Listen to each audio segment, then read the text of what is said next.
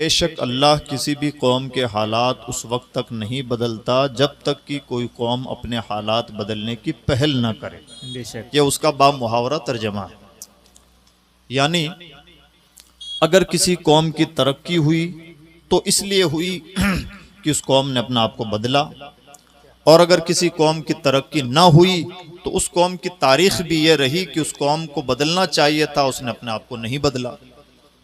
اور سیم اب یہ مستقبل پر چیز اپلائی ہوتی ہے کہ اگر کوئی قوم چاہتی ہے کہ اس کے حالات بدلیں، وہ ذلت سے عزت کی طرف آئے، تعصب کا شکار ہے، اس کے مقابلے میں پھر محبت کی فضا قائم ہو، غریب ہے تو امیر بنے، یا بے آبرو ہے تو اللہ رب العزت اسے واپس اس کی عظمت رفتہ عطا فرمائے۔ اگر کوئی قوم ایسا چاہتی ہے تو صرف چاہنے سے کام نہیں بنے گا، اس قوم کو اپنے اندر کچھ بدلاؤ لانے ہوں گے، بے شک کچھ تبدیلیاں لانی ہوں گی، کچھ اصولی طور پر اپنے آپ کو بدلنا ہوگا۔ بے شک اب بنیادی سوال یہ ہے کہ کیا چیز بدلنا ہے، یہ تبدیلی لانی کس اینگل سے ہے، تبدیلی کا مطلب کیا ہوتا ہے؟ تو عزیز دوستو، اس تبدیلی کے جو اصول ہیں اور جو بھارت کے سرزمین پر اپلائی ہوتے ہیں، وہ چار بنیادی چیزیں ہیں کہ اگر ان چار چیزوں کو کوئی بھی قوم ایسے ملک میں، ہم جس ملک میں رہتے ہیں وہاں جمہوریت ہے، اور جمہوریت کے اپنے اصول ہوتے ہیں، جمہوریت کی اپنی اچھائیاں برائیاں ہوتی ہیں۔ جمہوری نظام میں اگر کوئی بھی قوم ترقی کرنا چاہتی ہے تو اس قوم کو ترقی کرنے کے لیے اصولی طور پر اپنے اندر کچھ تبدیلیاں پیدا کرنی ہوں گی۔ تو وہ تبدیلیاں کیا ہیں اس پر بھی بات کروں گا۔ اس سے پہلے یہ جو آیت کریمہ میں نے پیش کی ہے، اس آیت کریمہ کی ایک مثال قرآن پاک سے دیکھ لیتے ہیں تاکہ ہمیں احساس ہو کہ قرآن چھوٹی سی آیت میں کتنی بڑی بات کہہ رہا ہے اور کتنی بڑی تاریخ پیش کر رہا ہے۔ کیا بات۔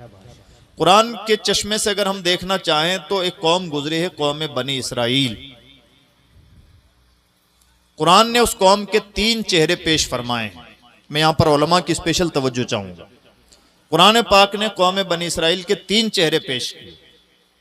ایک چہرہ قوم بنی اسرائیل کا ایسا کہ قوم بنی اسرائیل بڑی ذلت کی زندگی گزار رہی تھی، بلکہ ان سے زندگی جینے کا حق بھی چھین لیا گیا تھا۔ اور وہ کون سا زمانہ تھا؟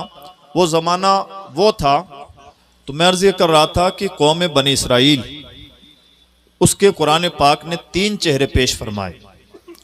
ایک چہرہ اس وقت کا جب وہ قوم بنی اسرائیل حضرت موسیٰ علیہ السلام کی پیدائش سے پہلے کی زندگی گزار رہی تھی، اور وہ زندگی تھی بدترین غلامی کی زندگی، ایسی زندگی کہ ان سے جینے کا بھی حق چھین لیا گیا، اور بری طرح سے ان پر ظلم ہوتا تھا۔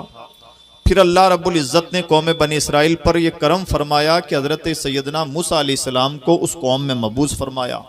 حضرت سیدنا موسیٰ کلیم اللہ علیہ السلام نے بڑا انعام اس قوم پر یہ کیا کہ اس قوم کو فرعون کی بدترین غلامی سے نجات دی، اور آہستہ آہستہ اس قوم کو اوپر اٹھایا، اور اوپر بھی اتنا اٹھایا حضرت سیدنا موسیٰ کلیم اللہ نے اپنی قوم بنی اسرائیل کو کہ اللہ رب العزت نے ایک موقع پر قوم بنی اسرائیل سے ارشاد فرمایا، یا بنی اسرائیل اذکروا نعمتی التی انعمت علیکم وانی فضلتکم علی العالمین، اے بنی اسرائیل میری نعمتوں کو یاد کرو، اور اس بات کو یاد کرو کہ میں نے تمہیں پوری کائنات پر فضیلت عطا فرمائی۔ یعنی وہ قوم جو غلامی کی زندگی گزار رہی تھی، جس سے جینے کا حق چھین لیا گیا، اس قوم کو ایسی عزت عطا فرمائی اللہ نے کہ پوری کائنات پر فضیلت عطا فرمائی۔ یہ چھوٹا انعام نہیں ہے۔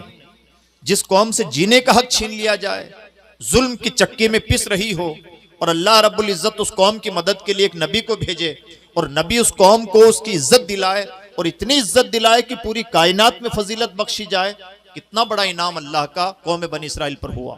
اور پھر اللہ نے مسلسل انعامات قوم بنی اسرائیل پر فرمائے، اور انعامات میں یہ تھا کہ اللہ نے قوم بنی اسرائیل میں بالکل بند کر دیجیے آواز سے، قوم بنی اسرائیل میں یکے بعد دیگرے بہت سارے انبیاء کرام بھیجے۔ ان انبیاء کرام کی تعداد ہزاروں میں ہے۔ اللہ رب العزت نے قوم بنی اسرائیل پر اتنا انعام فرمایا کہ آج ہم اور آپ سب جو بھی دوڑ دھوپ کر رہے ہیں، 2 وقت کے کھانے کے لیے کرتے ہیں، اللہ نے قوم بنی اسرائیل کے لیے 2 وقت کا کھانا بھی جنت سے نازل فرمایا۔ یہ انعام کسی کو نہیں ملا، اس قدر انعام اللہ نے فرمایا۔ تو اللہ نے مسلسل اس قوم پر انعام فرمایا، لیکن ایک بات یاد رکھنی چاہیے، اور یہ بہت اہم ترین بات ہے، بھارت کے مسلمان یہی چوک کر رہے ہیں کہ جب اللہ کا کسی قوم پر انعام ہوتا ہے تو سیم ٹائم امتحان بھی ہوتا ہے۔ انعام تنہا انعام نہیں ہوتا، انعام کے ساتھ امتحان ہے۔ اگر اللہ نے آپ کو عزت دی ہے تو اس کا مطلب یہ نہیں کہ ناز نخنوں کے شکار ہوں اور صرف پھول مالائیں پہننے تک اپنے آپ کو محدود رکھیں۔ سیم ٹائم آپ کی عزت کا امتحان بھی ہے کہ آپ کو عزت ہضم بھی ہو پاتی ہے یا نہیں، اور عزت کی زکوٰۃ ادا کی جاتی ہے یا نہیں، عزت کے لیے اللہ کا شکر ادا کیا جاتا ہے یا نہیں۔ دونوں چیزیں ساتھ ساتھ چلتی ہیں۔ انعام کے ساتھ امتحان ہوتا ہے، اور امتحانات پر جو کھرے اترتے ہیں انہیں کو عالمی قیادتیں ایوارڈ ہوتی ہیں۔ اللہ نے حضرت سیدنا ابراہیم خلیل اللہ سے فرمایا وَإِذِ ابْتَلَىٰ إِبْرَاهِيمَ رَبُّهُ بِكَلِمَاتٍ فَأَتَمَّهُنَّ، اللہ نے ابراہیم کو چند چیزوں کے ذریعے سے آزمایا، ابراہیم ان آزمائشوں پر کھرے اترے، اللہ نے انعام ایسا عطا فرمایا ابراہیم خلیل اللہ کو کہ ابھی تو چند چیزوں کے ذریعے سے آزمایا تھا۔ اللہ نے ارشاد فرمایا انی جاعلک للناس اماما، اے ابراہیم میں تجھے لوگوں کی امامت، قیادت اور لیڈرشپ عطا فرماؤں گا۔ اللہ جسے امام بنائے، جسے رہنما بنائے، اس سے بڑا رہنما، اس سے بڑا قائد کون ہو سکتا ہے؟ نتیجہ یہ نکلا کہ ابراہیم کی لیڈرشپ گلوبل لیڈرشپ ہے، ابراہیم علیہ السلام کی قیادت عالمی قیادت ہے۔ تو حضرت ابراہیم علیہ السلام کی امامت و قیادت، عالمی قیادت، گلوبل لیڈرشپ، پوری کائنات کی لیڈرشپ۔ اس موقع پر بات آئی ہے، موقع پر تو ایک عرض کروں، اس وقت بھارت کا مسلمان چونکہ بہت زیادہ مایوسی کا شکار ہے، اہل علم خصوصی توجہ فرمائیں۔ قرآن بہت گہری باتیں کرتا ہے، اور ہمارا پرابلم یہ ہے کہ جہاں اتنی گہری باتیں ہوتی ہیں اس کتاب سے ہمارا رشتہ ذرا کمزور ہے، اس لیے پریشان ہے۔ جب اللہ نے ابراہیم علیہ السلام سے وعدہ فرمایا انی جاعلک للناس اماما، میں تمہیں لوگوں کی امامت عطا فرماؤں گا، تو نبیوں کی ادائیں، نبیوں کا دل بڑا ہوتا ہے، تو نبی کی ادا یہ تھی کہ حضرت ابراہیم علیہ السلام نے جب دیکھا کہ میرا رب مجھے انعامات سے نواز رہا ہے، مجھے قیادت اور لیڈرشپ عطا فرما رہا ہے، تو حضرت ابراہیم علیہ السلام نے کہا قال ومن ذریتی، اے پروردگار میری اولاد میں سے بھی کچھ لوگوں کو قیادت اور لیڈرشپ کی یہ نعمت، امامت کی نعمت عطا فرمانا، امامت کی یہ نعمت میری اولاد میں سے بھی کچھ لوگوں کو عطا فرمانا۔ تو ابراہیم علیہ السلام نے کہا پروردگار میری نسلوں میں سے بھی کچھ لوگوں کو امامت عطا فرمانا۔ قال ومن ذریتی، اللہ نے جو جواب دیا بھارت کے مسلمانوں کا مسئلہ حل ہو جاتا ہے۔ اللہ نے فرمایا لا ینال عہد الظالمین، ابراہیم امامت جیسی عظیم ترین نعمت ظالموں کو نہیں ملتی۔ کیا مطلب؟ مطلب یہ ہے کہ اگر کوئی لیڈر ظالم ہو جائے، اس کا دوسرا مطلب یہ ہوتا ہے کہ کرسی کھسکنے والی ہے، یا تو ظلم چلتا ہے یا لیڈرشپ چلتی ہے۔ جہاں لیڈرشپ کے ساتھ ظلم شروع ہوتا ہے دور زوال شروع ہو جاتا ہے۔ ایمان و کفر کے فیصلے قیامت میں ہونے ہیں۔ نظام قدرت یوں چلتا ہے کہ لیڈرشپ اور ظلم ساتھ ساتھ نہیں چلتے۔ اگر کسی کے پاس کرسی ہے تو اسے انصاف کرنا ہوگا، اور اگر اس نے انصاف چھوڑ دیا ہے، ظلم کا راستہ اختیار کر لیا ہے، اس کا مطلب یہ ہے کہ کرسی کی چولیں ہلنے والی ہیں۔ دیر سویر کا فرق ہے، یہی نظام قدرت ہے، اور یہی ہم سب کے لیے سبق بھی ہے اللہ کی کتاب کے اشارے کے طور پر کہ اگر کوئی حاکم ظالم ہو گیا ہے تو بہت زیادہ اس کا انتظار نہیں کرنا پڑے گا، اس کے کرتوت ہی اسے لے ڈوبیں گے۔ ہاں، ہماری اپنی ذمہ داری بنتی ہے کہ ہم بھی ظلم کا شکار نہ ہوں۔ ہماری اپنی بھی ذمہ داری بنتی ہے کہ ہم نہ احساس کمتری کا شکار ہوں، نہ احساس برتری کا شکار ہوں۔ ہماری ذمہ داری بنتی ہے کہ میدان عمل میں کوتاہ واقع نہ ہوں۔ تو اللہ رب العزت نے حضرت ابراہیم علیہ السلام سے یہ بات کہی، اور اللہ رب العزت نے ایسی عظیم ترین نعمتیں مسلسل قوم بنی اسرائیل کو عطا فرمائیں۔ تو بات ذرا دور چلی گئی۔ اللہ رب العزت نے قوم بنی اسرائیل پر انعام یہ فرمایا کہ اس قوم میں مسلسل نبی بھیجے، ایک کے بعد ایک نبی۔ تقریباً 4000 انبیاء کرام تشریف لائے قوم بنی اسرائیل میں، لیکن قوم بنی اسرائیل کا ریئیکشن کیا ہوا؟ قوم بنی اسرائیل کا ریئیکشن یہ ہوا کہ ادھر اللہ انعام فرماتا، ادھر وہ ان انعامات کا شکر ادا کرنے کے بجائے اللہ کی نافرمانی کرتے۔ اللہ نے اگر 2 پیسے آپ کو دیے ہیں، اس کا دوسرا سیدھا سا مطلب یہ ہے ٹائم ٹو ٹائم پیسے کی زکوٰۃ بھی ادا کرتے رہیے اور اس کا بھلا استعمال بھی کرتے رہیے تاکہ یہ نعمتیں باقی رہیں، اور اگر پیسے ناز نخروں میں استعمال ہونے لگے، صرف شادی بیاہ کے حوالے ہونے لگے، فیشن کے حوالے ہونے لگے، یا پیسوں پہ ہم ناک بن کے بیٹھ گئے اور ذرا گھمنڈ کا شکار ہو گئے، تو اس کا مطلب یہ ہے کہ وہ پیسے انعام نہیں، اللہ کی طرف سے گویا جہنم کا چھوٹا سا پروانہ ہے۔ یہ بہت آزمائشوں کی چیز ہے، نعمتوں کے ساتھ ہمیشہ امتحانات چلتے ہیں۔ قوم بنی اسرائیل سے یہی غلطی ہوئی کہ اللہ انعام فرماتا رہا اور وہ شکر ادا کرنے کے بجائے ناشکری کرتے۔ اب ناشکری کی بھی داستان سنیں، ناشکری انہوں نے کیا کی۔ اللہ نے قوم بنی اسرائیل میں نبی بھیجے اور بنی اسرائیل کا ریئیکشن وَيَقْتُلُونَ النَّبِيِّينَ بِغَيْرِ الْحَقِّ اَوْ كَمَا قَالَ تَعَالَى، نبیوں کا قتل کرنے لگی قوم بنی اسرائیل۔ اللہ نے ان میں ایک کے بعد ایک کتابیں، صحیفے نازل فرمائے۔ قوم بنی اسرائیل کا ریئیکشن یہ یحرفون الکلم عن مواضعہ، اللہ کی کتاب کی آیتوں کو ہی بدلنے لگے۔ اللہ نے ان کے لیے جنت سے غذائیں نازل فرمائیں اور وہ کہنے لگے لن نصبر علی طعام واحد، ہم ہمیشہ ایک ہی ٹائپ کا کھانا نہیں کھا سکتے، ہمیں الگ الگ طرح کی ڈشیں چاہیے۔ جنت سے غذائیں نازل ہوں اور شرارتوں کا یہ عالم کہ ہمیں الگ الگ ڈشیں چاہیے، یہ تھی قوم بنی اسرائیل کی شرارتیں۔ یہ ہے دوسرا، اور جب یہ ہوا اب وہ نعمتوں کا نزول بند اور الٹی گنتی شروع۔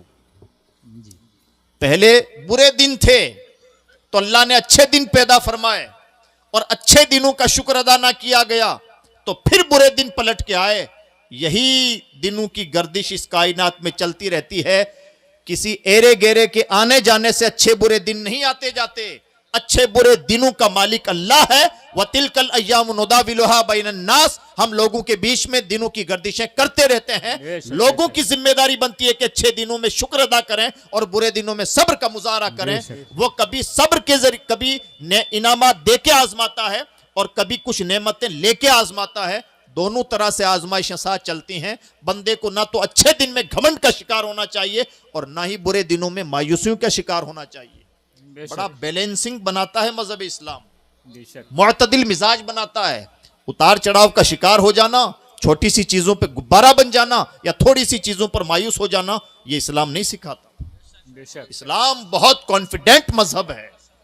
حالات اتار چڑھاؤ کا شکار ہوتے ہیں، مسلمان اتار چڑھاؤ کا شکار نہیں ہوتا، شرط یہ ہے کہ وہ مسلمان ہو۔ قرآن کہتا ہے وَلَا تَهِنُوا وَلَا تَحْزَنُوا وَأَنْتُمُ الْأَعْلَوْنَ إِن كُنتُم مُؤْمِنِينَ، پس دل کہیں پر بھی ہونے کی ضرورت نہیں ہے، ایک چیز تمہارے اندر پائی جانی چاہیے، ایمان میں کمال ہو۔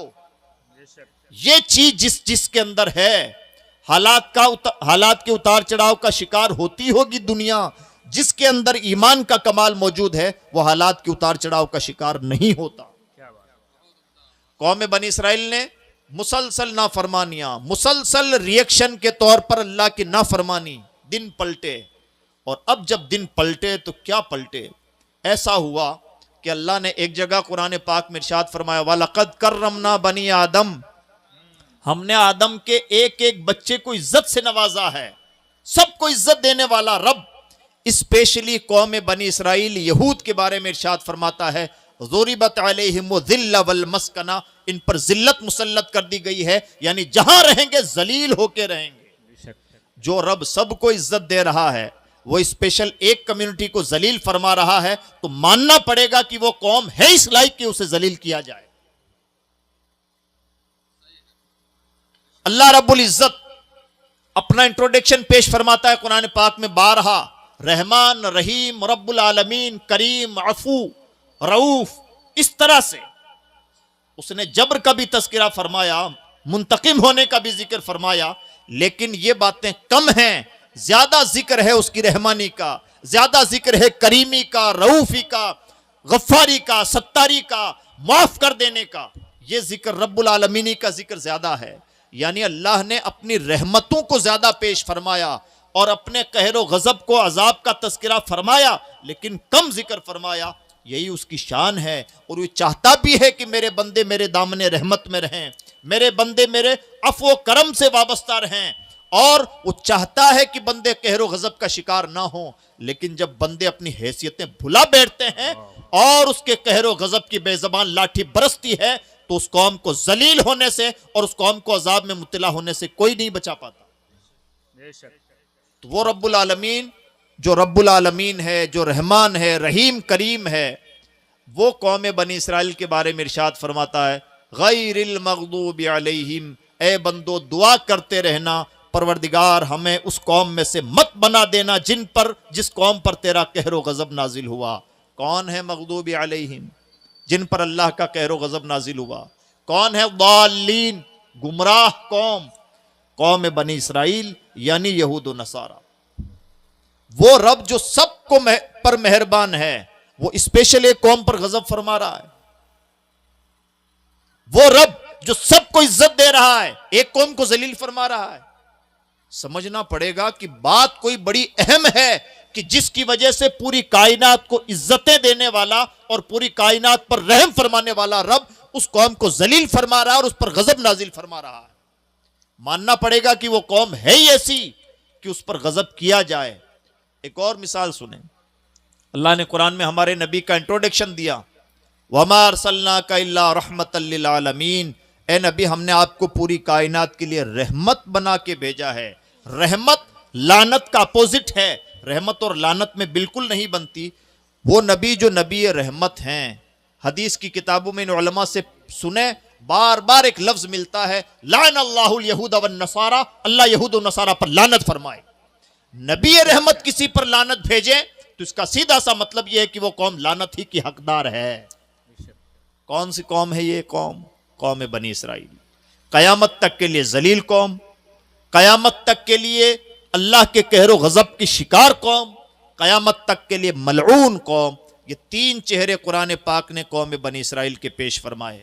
ایک زمانہ بنی اسرائیل کا وہ جب وہ ذلت کی زندگی گزار رہے تھے، پھر دوسرا زمانہ وہ جب حضرت موسیٰ علیہ السلام نے انہیں اس طرح سے عزت دلائی کہ اللہ فرماتا ہے پوری کائنات میں فضیلت عطا فرمائی، اور پھر اس کے ریئیکشن کے طور پر جب ان نعمتوں کا شکر ادا انہوں نے نہیں کیا بلکہ مسلسل نافرمانیاں کی، مسلسل غداری کی، مسلسل اللہ رب العزت کے قہر و غضب کو دعوت دی، تو اب تیسرا دور پلٹ کے آیا قوم بنی اسرائیل کا، اور وہ دور یہ ہے کہ قیامت تک کے لیے قوم ذلیل قوم ہے، قیامت تک کے لیے اللہ کے قہر و غضب کا شکار قوم ہے، اور قیامت تک کے لیے قوم ملعون قوم ہے۔ بے شک بے شک۔ یہ میں نے ایک آئینہ دکھایا آپ کو قرآن پاک کے نقطۂ نظر سے۔ سوال یہ پیدا ہوتا ہے کہ کیا یہ حشر اور یہ تاریخ صرف قوم بنی اسرائیل کی ہے؟ جی نہیں، قوم بنی اسرائیل ہی کا یہ حشر نہیں، یہ دنیا کی تمام قوموں کی تاریخ ہے، اور یہی تاریخ ہے کہ اللہ رب العزت عزت کے بعد ذلت، ذلت کے بعد عزت، غربت کے بعد امیری، امیری کے بعد غریبی، مسلسل دن پلٹتے رہتے ہیں۔ اس طرح سے حالات عدل بدل ہوتے رہتے ہیں قوموں میں۔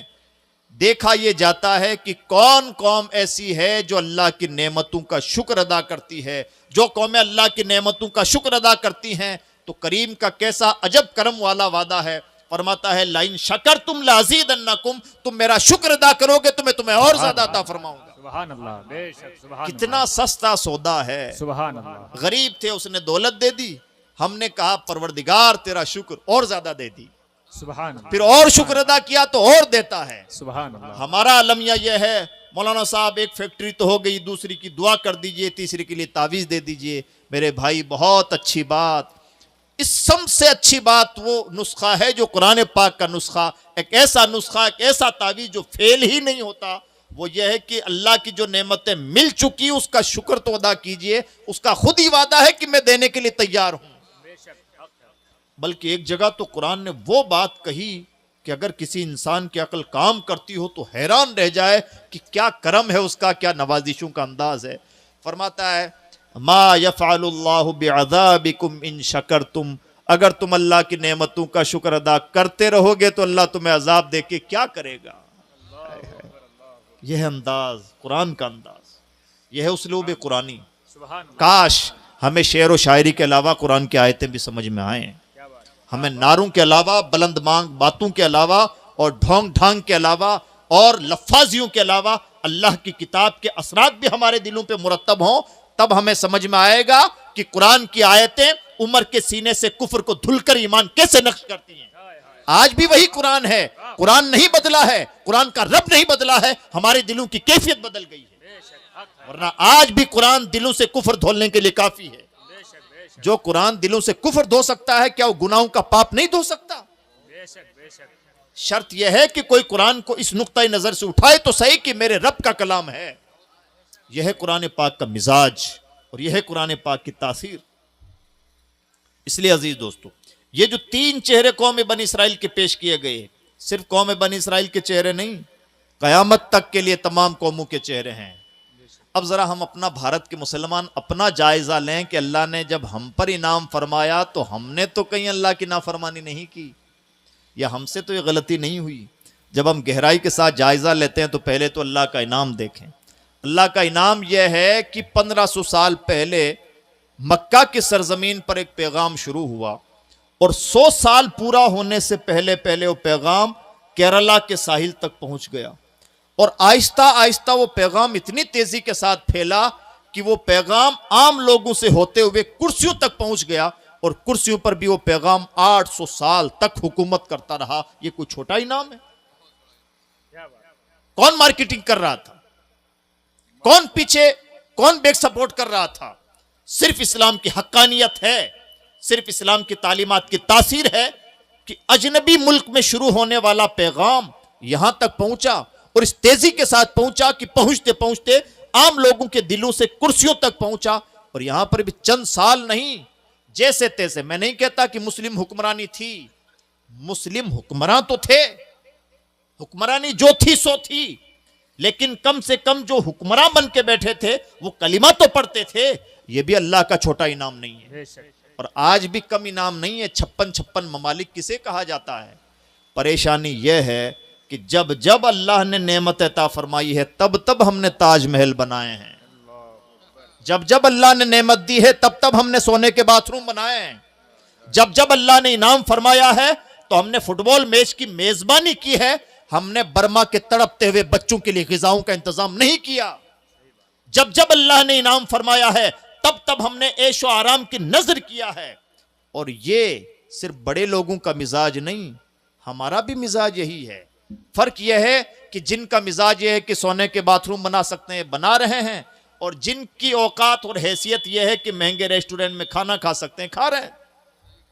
ہماری حیثیت اتنی ہے کہ ناز نخروں کے ساتھ شادی بیاہ کریں، اپنے مکان بہت خوبصورت بنائیں، مہنگی گاڑیاں، مہنگے موبائل اور فیشن، یہی ہماری زندگی ہو سکتی ہے تو یہ کر رہے ہیں. ان کی اوقات ذرا بڑی ہے تو بڑے ناز نخرے کر رہے ہیں. ناز نخروں کے مزاج میں فرق نہیں ہے، ناز نخرے وہاں بھی ہیں، ناز نخرے یہاں بھی ہیں. اللہ کی رحمت تو یہ چاہتی تھی کہ انعام ہو تو اس کا شکر ادا کیا جائے، اور ہم نے جب انعام ملا تب اللہ کی نئی نافرمانیاں کی. نتیجہ یہ نکلا کہ دن ایسے پلٹے کہ آج اس بات کا بھی ثبوت دینے کی نوبت آ گئی کہ آپ اس ملک کے باشندے ہیں، اس کا بھی پروف چاہیے. 800 سال تک جن کے ہاتھوں میں کرسیاں رہیں، ان کے یہ دن آ جائیں، یہ راتوں رات کی بات نہیں. اور اگر یہ دن آ جائیں تو اس کا دوسرا مطلب یہ ہے کہ کوئی بہت بڑی چوک ہوئی ہے، بیچ میں کہیں نہ کہیں بڑا فالٹ ہوا ہے. اور فالٹ یہی ہوا ہے کہ اللہ کی نعمتوں کا شکر ادا کیا جانا چاہیے تھا. ہم نے شکر ادا کرنے کی بجائے ناز نخروں والی زندگیاں گزاری ہیں. اس لیے عزیز دوستو، حالات باتوں سے نہیں بدلتے، چبوتروں پر بیٹھ کے چائے کی چسکیاں لینے سے نہیں بدلتے. حالات بدلنے کے لیے پہل کرنی ہوتی ہے، اور پہل کرنے کے بھی اصول و آداب ہوتے ہیں. حالات بدلنے کے لیے جس کے دست قدرت میں حالات کی کنجی ہے، اس رب کو رو رو کے منانا ہوتا ہے. اور یہ قرآن پاک کا مزاج ہے.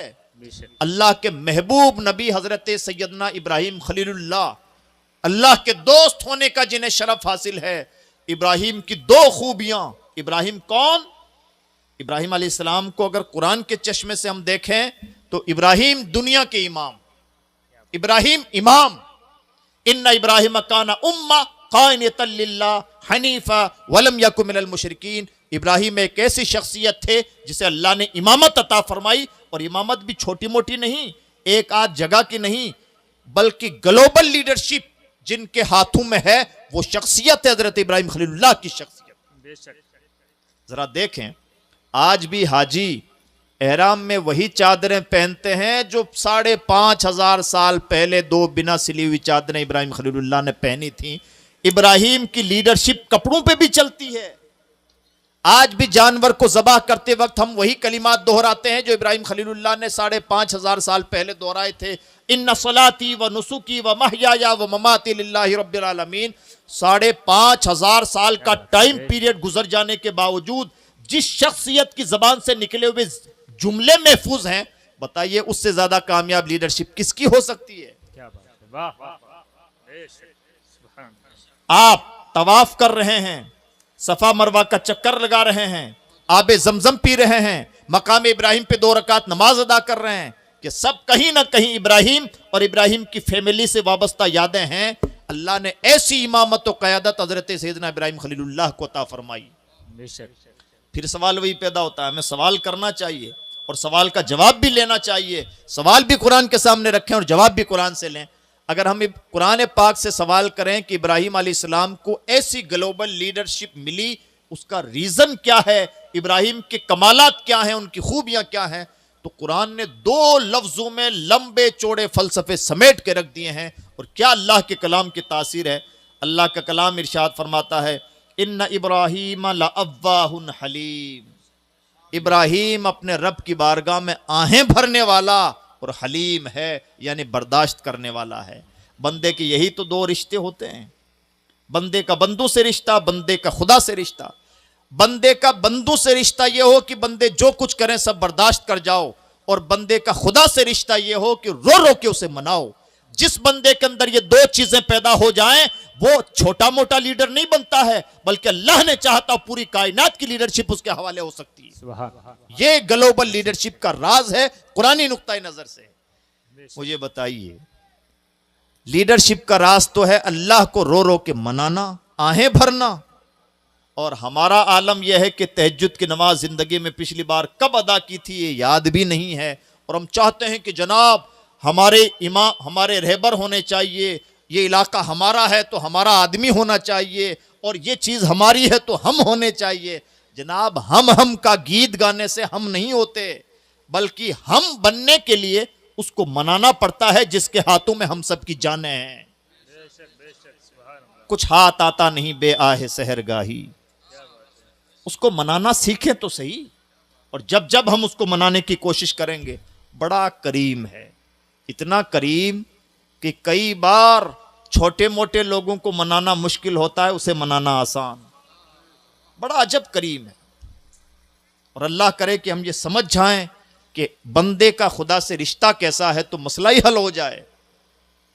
اگر رات کی 11 مان لیجیے اس وقت کسی کا بچہ ضد کر لے کہ مجھے ٹافی کھانی ہے، مثال دے رہا ہوں، دیکھیے اس کو سمجھیے اور سنجیدگی سے سمجھیے، مزید سنجیدگی چاہیے مجھے.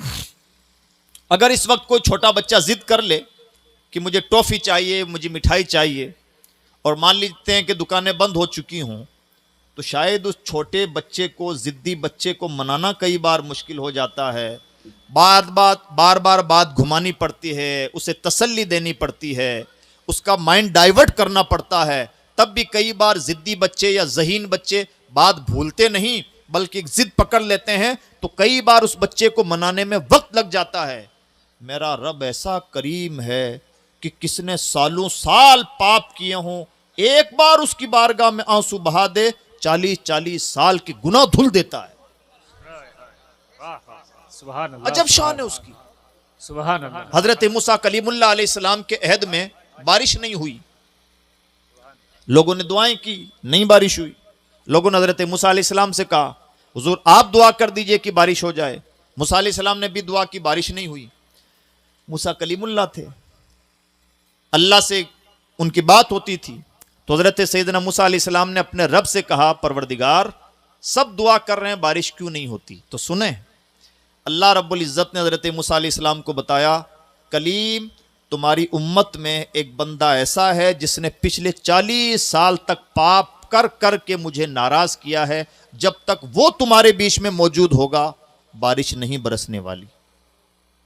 حضرت موسیٰ علیہ السلام نے یہ بات لوگوں کو بتائی اور پھر کہنے لگے اے خدا کے بندے، ہم تو نہیں جانتے کہ تو کون ہے، لیکن تو جانتا ہے کہ تو کون ہے، لہٰذا ہمارے بیچ سے چلا جا تاکہ تیری وجہ سے پوری امت، یہ پوری قوم عذاب میں مبتلا نہ ہو، یہ جانور، بچے، عورتیں پیاسے نہ مریں. پہلے تو نے اپنے 40 سال اپنے رب کو ناراض کیا اور اب ہمارے لیے وبال جان بنا ہوا ہے. تو عزیز دوستو یہ کہنا آسان ہے لیکن اس کا ریئیکشن آسان نہیں ہے. اگر سید صاحب قبلہ آپ سے کہیں کہ جنہوں نے عشاء کی نماز نہیں پڑھی ہے وہ ذرا ہاتھ کھڑے کر دیں, جلسے سے اٹھ کے چلے جائیں, تو شاید کوئی اٹھ کے نہیں جائے گا, بھلے کئی لوگ ایسے ہوں گے. اور یہیں سے پتہ چلتا ہے کہ انسان کتنا کمظرف ہے.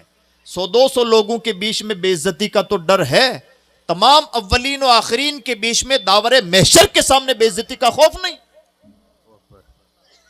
اور اسی سے اندازہ ہوتا ہے کہ انسان کتنا کم عقل ہے کہ چھوٹی موٹی بے عزتی سے ڈرتا ہے, ذلت سے ڈرتا ہے, اور ان گنت انسانوں کے سامنے کل بروز محشر جو راز کھلنے ہیں اس کا کوئی ڈر ہی نہیں. موسیٰ علیہ السلام نے اعلان کیا, کوئی نہیں کھڑا ہوا, آنکھیں بند کی گئی, کوئی نہیں کھڑا ہوا. آسان نہیں تھا کھڑا ہونا, کوئی کھڑا بھی نہیں ہوا. اور کچھ دیر کے بعد میں بارش برسنے لگی. موسیٰ علیہ السلام بھی حیران, لوگ بھی حیران اس بات پر کہ کوئی اٹھ کے بھی نہیں گیا. اور اللہ کا وعدہ تو یہ تھا کہ جب تک وہ پاپی تمہارے بیچ ہے بارش نہیں برسے گی, اور کوئی گیا بھی نہیں اور بارش برسنے لگی. موسیٰ علیہ السلام نے رب سے عرض کیا, پروردگار کوئی اٹھ کے تو نہیں گیا, بارش کیوں برس رہی ہے؟ تو جواب سنیں, کہنے لگے موسیٰ اب تک جس کی وجہ سے بارش نہیں ہو رہی تھی اب اسی کی وجہ سے ہو رہی ہے. اسی کی وجہ سے کیوں ہو رہی ہے؟ اسی کی وجہ سے اس لیے ہو رہی ہے کہ تم سب تو دعا کر چکے تھے, اسی نے مجھے نہیں منایا تھا, اب اس نے بھی منا لیا ہے تو بارش ہونے لگی ہے. اب اس نے بھی منا لیا ہے تو بارش ہونے لگی ہے. تو حضرت سیدنا سبحان اللہ حضرات تو حضرت سیدنا موسیٰ کلیم اللہ نے کہا, پروردگار اللہ نے فرمایا کہ موسیٰ اب تک جس کی وجہ سے نہیں ہو رہی تھی اب اسی کی وجہ سے ہو رہی ہے, اور اسی کی وجہ سے ہو رہی ہے. اس کا ریزن یہ کہ تم سب تو دعا کر چکے تھے, اسی بندے نے مجھے نہیں منایا تھا, اب جب اس نے بھی منا لیا ہے تو بارش برسنے لگی. تو حضرت موسیٰ علیہ السلام حیران, کہنے لگے پروردگار یہ تیرا بندہ بڑا عجیب بندہ ہے, پہلے تو اس کی وجہ سے بارش نہیں ہو رہی تھی اور اب اسی کی وجہ سے ہو رہی ہے, پروردگار وہ ہے کون؟ تو جواب سنیں, اللہ فرماتا موسیٰ جب تک وہ ہمارا دشمن نہیں تھا تو ہم نے راز نہیں کھولا وہ کون ہے, اب تو ہمارا دوست بن چکا ہے, ہم راز کیسے کھول دیں کہ وہ کون ہے؟ اب سوال یہ پیدا ہوتا ہے کہ کیا اس بندے نے اپنے رب کو کیسے منایا؟ کیا اس نے بڑے لمبے چوڑے سجدے کیے, یا مان لیجئے کہ اس نے بہت رو رو کر کے گریہ زاری آہو زاری کی, یا کچھ ایسا؟ بھائی سنیے سب آپ تشریف رکھیں, سب ٹھیک. کیا گریہ زاری کی, بہت رو دھو کے منایا؟ جی نہیں. بات صرف اتنی سی ہے, نہ بہت لمبی چوڑی دعاؤں کی ضرورت ہوتی ہے, نہ لمبے چوڑی گریہ زاری کی ضرورت ہوتی ہے. حضرت مخدوم شرف الدین یحییٰ منیری علیہ الرحمٰن نے اپنی کتاب مکتوبات صدی میں لکھا ہے, جس رات بندہ بیدار ہو جائے اور اپنے رب کو منا لے اس کے حق میں وہی رات شب قدر ہے. صرف منانے کی دیری ہے, صرف لو لگانے کی دیری ہے. بندہ اپنے آپ کو اپنے رب کی بارگاہ میں حاضر تو کرے ذہنی فکری طور پر, بڑی آسانی کے ساتھ مانتا ہے, منانے والا ہونا چاہیے. اس لیے عزیز دوستو آج ہمارے مسائل کا حل یہ ہے, پہلا حل یہ ہے ہم وہی طریقہ اپنائیں جو ابراہیم خلیل اللہ کی سنت ہے. ان ابراہیم لأواہ حلیم, ابراہیم کی راتیں اس طرح سے گزرتی ہیں کہ رات بھر رو رو کے اپنے رب کو منایا کرتا ہے. آج بھی اگر امت اس سنت کو زندہ کر لے, آج بھی حالات بدلنے کے لیے تیار ہیں. حالات اچھے برے نہیں ہوتے, ہم اچھے برے ہو جاتے ہیں تو ہمارا ریئیکشن حالات پر ہمیں نظر آتا ہے. اور عزیز دوستو دوسری تبدیلیاں جو ہمیں واضح طور پر اپنے معاشرے میں لانے کی ضرورت ہیں, چونکہ ماحول مجھے بہت زیادہ گفتگو کی اجازت نہیں دیتا, یہ جو موضوع ہے یہ موضوع کافی تفصیلی ہے, اس پر بہت لمبی باتیں کی جا سکتی ہیں, لیکن وہ تمام باتیں بہت سنجیدگی چاہتی ہیں. اس لیے میں اس موضوع کو زیادہ دراز کرنے کی بجائے ہوم ورک کے طور پر چند باتیں گزارش کرنا چاہوں گا, اور وہ یہ ہے کہ آپ کے علاقے کے لوگ بزنس بھی کرتے ہیں, الگ الگ جگہوں سے وابستہ ہیں. آپ سے گزارش ہے کہ اگر آپ چاہتے ہیں کہ حالات میں تبدیلی پیدا ہو تو ہمارا آج کے دور کا مزاج یہ ہونا چاہیے, ہم سب کا, ہماری انڈین مسلمانوں کی پریشانی یہ رہی ہے کہ ہم بولتے بہت زیادہ ہیں, کرتے کم ہیں, اور کئی بار بہت بڑا بولتے ہیں جتنا ہم سے ہو بھی نہیں پاتا. ہماری تنظیمیں بھی بنتی ہیں تو آل انڈیا بنتی ہیں, ہمارے لیول بولنے کے انداز ہوتے ہیں تو بہت بڑے ہوتے ہیں, یا تو کچھ کرتے نہیں اور کرنا چاہتے ہیں تو ڈائریکٹ یونیورسٹیز بنانا چاہتے ہیں, یعنی بہت زیادہ نان پریکٹیکل ہیں ہم. اسی کا خمیازہ بھگت رہے ہیں. لہٰذا گراؤنڈ لیول کا اپنے آپ کو بنائیں, گراؤنڈ لیول کے بنے, اور زمینی لیول پر, زمینی استر پر ہم سے جو بہتر ہو سکتا ہے وہ کرنے کی کوشش کریں. اب زمینی طور پر کیا کرنا چاہیے؟ سب سے زیادہ جمہوری نظام میں کسی بھی قوم کی ترقی تنزلی جن چیزوں سے وابستہ ہوتی ہے, کسی قوم کے پاس پاور جمہوریت میں کچھ ہوتا ہے, اس پاور کا نام ہے ایجوکیشنل پاور. جس قوم کے پاس ایجوکیشنل پاور ہے وہ جمہوریت میں ترقی یافتہ قوم ہے, اور جس قوم کے پاس تعلیم نہیں ہے, 142 کروڑ میں سے ایک ہے, اس کی کوئی ویلیو نہیں ہوتی ہے. 142 کروڑ میں سے 50,000 کی گنتی میں آنا پڑتا ہے جو انٹلیکچوئلز ہیں, جو پورا ملک چلاتے ہیں. جو قوم اپنے آپ کو اس زمرے میں لے آتی ہے یا اس کے نمائندہ اس زمرے میں آ جاتے ہیں, وہ قوم ترقی یافتہ. اور جو قوم اس زمرے میں نہیں آ پاتی, وہ قوم کہاں مرتی ہے, کتنے جیتے ہیں, کتنے مر رہے ہیں. کہنے سننے کے لیے تسلی آمیز باتیں تو کہی جاتی ہیں. ہمارے ملک میں روزانہ 400 لوگ تو روڈ ایکسیڈنٹ میں مرتے ہیں. کون پوچھتا ہے عام لوگوں کو؟ اور عام جنتا کی کوئی ویلیو نہیں ہوا کرتی. جمہوریت کا مزاج ہی ایسا ہے. لہٰذا اگر ہم چاہتے ہیں کہ ترقی سے ہم کنار ہوں, پہلا اصول یہ گانٹ باندھ کے رکھیں کہ تعلیمی طور پر اپنے آپ کو بہتر بنائیں. اور تعلیمی طور پر بہتر بنانے کا مطلب ہے کوالٹی ایجوکیشن دیجئے. کوالٹی ایجوکیشن کے بغیر تعلیم نہیں ہے. تعلیم بہت گول مول جملہ ہے, اس کا مفہوم بہت زیادہ وسیع ہے, اس کا مفہوم بھی سمجھنے کی ضرورت ہے. تعلیم کا مطلب ہے اسکولنگ میں مضبوط ہونا. اسکولنگ سے مراد صرف اسکول نہیں, اسکول ہو یا مدرسہ, جو بنیادی مدرسہ ہو, بنیادی اسکول ہو, اس میں مضبوطی آنی چاہیے. اس کی وجہ یہ ہے کہ جب فاؤنڈیشن مضبوط ہوتا ہے تو اوپر کی چیزیں آٹومیٹکلی مضبوط ہو جاتی ہیں. بلکہ اوپر کی چیزوں میں کچھ کمی کجی رہ بھی جائے, فاؤنڈیشن کی مضبوطی سب کو کور کر لیتی ہے. اس لیے فاؤنڈیشن مضبوط ہونا چاہیے, یعنی ہمارے مکاتب مضبوط ہوں, ہمارے چھوٹے مدرسے مضبوط ہوں, ہماری اسکولنگ مضبوط ہو, آگے کی چیزیں انشاءاللہ مضبوط ہوتی چلی جائیں گی. اور دوسری بات, اگر کوئی قوم ترقی کرنا چاہتی ہے تو اسے مالی طور پر اپنے پاؤں پہ کھڑا ہونا پڑتا ہے. غریب قوموں کا جمہوریت میں کوئی پرسان حال نہیں. اور اس پر اگر حدیث رسول سے مہر لگائی جائے تو پیغمبر اسلام نے ایک حدیث پاک میں قضیہ ہی تمام کر دیا ہے. آپ ارشاد فرماتے ہیں, کاد الفقر ان یکون کفرا. کئی بار ایسا زمانہ آتا ہے کہ غریبی انسان کے کفر کا سبب بن جاتی ہے. ہمارا عہد وہی دور قیامت ہے, وہی قیامت خیز عہد ہے جب غریبی جان ایمان لیوا ثابت ہو رہی ہے. اس لیے اگر ہم چاہتے ہیں کہ بطور قوم ترقی کریں تو اس کا سیدھا سا فارمولہ یہ ہے, آپ اپنے نسلوں کو تربیت دیجیے, بزنس کی تربیت دیجیے, بزنس کے لیے ورکشاپ لگائیے, اپنے بچوں کو پروفیشنل بزنس مین بنائیے. اور اگر قسمت سے آپ مالدار بن گئے ہیں, جو ہماری میجورٹی کا حال ہے, میں یہ بات بہت سوچ سمجھ کے بول رہا ہوں. بمبئی گئے, کوئی کاروبار ہاتھ لگ گیا, قسمت ٹپا کھا گئی, سرمایہ دار بن گئے, مجھے کہنے کے لیے معاف کیجئے گا, یہ لک ہے, آپ کا پروفیشنلزم نہیں ہے. پروفیشنلزم یہ ہے کہ آپ سکھا کر کے بڑے بزنس مین بنیں. اپنے نسلوں کو پروفیشنل بزنس مین بنائیے, اس لیے کہ نظام جو چلانے والے لوگ ہوتے ہیں وہ پروفیشنل ہی ہوا کرتے ہیں. اس لیے, اور اس کے لیے بزنس کی اسٹریٹجی کو سمجھنا پڑتا ہے, اس کے لیے نسلوں کو ٹرین کرنا پڑتا ہے, اس کے لیے محنت کرنی پڑتی ہے, جد و جہد کرنی پڑتی ہے. اور یہی فرق بھی ہے, جب قسمت کا ٹپا کھا کے کوئی مالدار بنتا ہے, 20 سال میں مالدار بنا اور بچی اور بچوں کی ایک ہی شادی میں اپنی پوری مالداری کو ہوا بنا دیا. اور جب کوئی پروفیشنل آدمی بزنس مین بنتا ہے تو بزنس سے دوسرا بزنس اور دوسرے بزنس سے تیسرا بزنس کھڑا کرتا ہے, اور وہ لاکھوں لوگوں کے لیے روزگار کا ذریعہ بنتا ہے, اور بڑا انسان بنتا ہے, اور پوری ملت کو بڑا بناتا ہے. یہ فرق ہوتا ہے چھوٹے اور بڑے آدمی میں. اس لیے اپنے آپ کو ذہنی, فکری طور پر, تعلیمی, تربیتی, تجارتی طور پر بڑا بنانے کی کوشش کیجیے. اور ان تمام چیزوں کا سر رشتہ جو ہے وہ ہے فکر کی بلندی. جب تک فکر پست ہے انسان ہمیشہ پست ہے, اور فکر بلند ہے تو انسان بلند ہے, اور انسان بلند ہے تو قومیں بلند ہیں. قوت فکر و عمل پہلے فنا ہوتی ہے, تب کسی قوم کی شوکت پہ زوال آتا ہے. اس لیے عزیز دوستو, یہ کرنے کے کام تھے, کرنے کے کام کچھ اور بھی ہیں.